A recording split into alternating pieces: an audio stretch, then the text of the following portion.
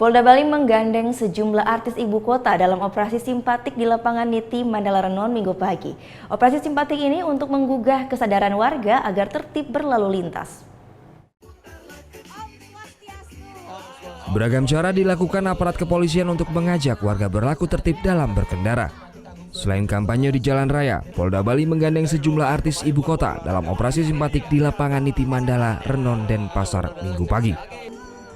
Tak hanya memberi hiburan, Raffi Ahmad dan istrinya Nagita Slavina juga ikut menyosialisasikan pentingnya mentaati aturan lalu lintas. Direktur Direktorat Lalu Lintas Polda Bali Kombes Pol Anak Agung Made Sudana menilai cara ini cukup efektif untuk menyampaikan pesan kepada warga. Tatkala kami menyampaikan suatu program, wacana, apalagi bicara tertib di Bali, tentunya masyarakat Bali akan lebih bisa cepat merefleksikan sehingga hal yang sekarang kita laksanakan bisa semuanya merasakan. Dalam operasi simpatik ini, Polda Bali juga menyediakan layanan SIM keliling bagi warga yang ingin memperpanjang SIM A dan C. Operasi simpatik Agung Polda Bali telah berlangsung sejak tanggal 1 Maret lalu dan akan berakhir pada 21 Maret esok. Muhammad Hasanuddin melaporkan untuk NET.